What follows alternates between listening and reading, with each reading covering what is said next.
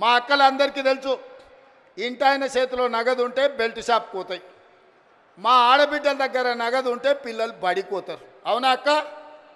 ముందలంతా మా వాళ్ళు కూర్చున్నారా? వెనకాల అక్కల్ని అడగకుండా మీరంతా అడ్డం కూర్చుంటే ఎట్లనే?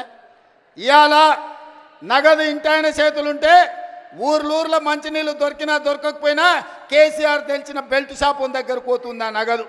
కానీ మన ప్రభుత్వంలో కరెంటు బిల్లులతో మిగిలిన నగదు, అదేవిధంగా సిలిండర్ల మిగిలిన నగదు, ఈరోజు సంఘాలకు నగదు జీరో వడ్డీతో ఇచ్చిన నగదు మా ఆడబిడ్డల దగ్గర ఉంటే మా ఆడబిడ్డల నగదుతోని తమ బిడ్డల్ని బడికి పంపించి ప్రయోజకుల్ని చేస్తుండ్రు. ఇవాళ వాళ్ళ చేతిలో వెసులుబాటు ఉండాలి, ఆడబిడ్డ చేతిలో పెత్తనం ఉండాలి అని ఇవాళ మేము కోరుకుంటున్నాం.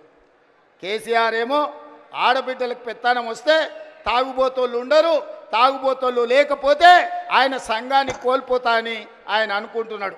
ఎందుకంటే ఈ రాష్ట్రంలో తాగుబోతుల సంఘానికి ఏకగ్రీవ అధ్యక్షుడు ఎవడని ఉన్నాడా అంటే ఆయన కేసీఆర్. ఈ వేదిక మీద నిఖత్ జరీన్ ఉన్నది, ఆ అమ్మాయి బాక్సింగ్కు ఛాంపియన్. ఈషా సింగ్ ఉన్నది, ఆ అమ్మాయి స్పోర్ట్స్కు ఛాంపియన్. అదేవిధంగా దీప్తి అని వరంగల్ నుంచి పారామెడికల్లో కాంస్య పథకం తెస్తే ఈరోజు ప్రభుత్వ ఉద్యోగం ఇచ్చినాం. వాళ్ళందరూ క్రీడలకు, సానియా మిర్జా టెన్నిస్కు బ్రాండ్ అంబాసిడర్. ఇట్లా చెప్పుకుంటూ పోతే ఒక్కొక్కరు ఒక బ్రాండ్కు అంబాసిడర్లు. కానీ మన కేసీఆర్ దేనికి బ్రాండ్కి అంబాసిడర్ అయ్యా?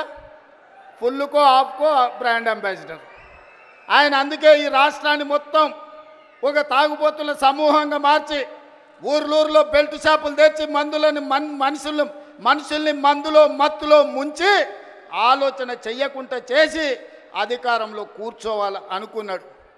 కానీ తెలివిగల తెలంగాణ ప్రజలు తేరుకున్నారు, దిమ్మ తిరిగే జవాబు ఇచ్చిండ్రు. ఇవాళ ఆయన అంటున్నాడు ఏం కోల్పోయినరో తెలిసిందని. ఏం కోల్పోలేదు కేసీఆర్ గారు, మీరు ఆ ఫామ్ హౌజుల్నే ఉండండి, కావాలంటే వైన్ షాప్ ఆయనకు చెప్తా, కావాల్సినప్పుడల్లా సీసాలు నీకు అందిస్తూనే ఉంటాడు. ఆ బిల్లు కూడా నువ్వు కట్టకు, మా వాళ్ళు కడతారు, మా పిల్లలు కడతారు. నీ ఇంట్లో నలుగురు పదవులు కోల్పోయారు తప్ప తెలంగాణ సమాజం ఏం కోల్పోలే. నీ నౌకరి పోతే తెలంగాణ నిరుద్యోగ యువకులకు, నీ తండ్రి కొడుకుల నౌకరి ఊడగొడితే తెలంగాణ నిరుద్యోగ యువకులకు 10 నెలల 50,000 ఉద్యోగాలు ఇచ్చిన ప్రభుత్వం ఈ దేశంలో ఏదైనా ఉంది అంటే అది ఇందిరమ్మ ప్రభుత్వం. ఆ ఇందిరమ్మ ప్రభుత్వంలో 50,000 ప్రభుత్వ ఉద్యోగాలు ఇచ్చిన ఘనత నా మంత్రివర్గ సహచరులదని నేను ఈ వేదిక మీద నుంచి గర్వంగా నేను చెప్పదలుచుకున్నా.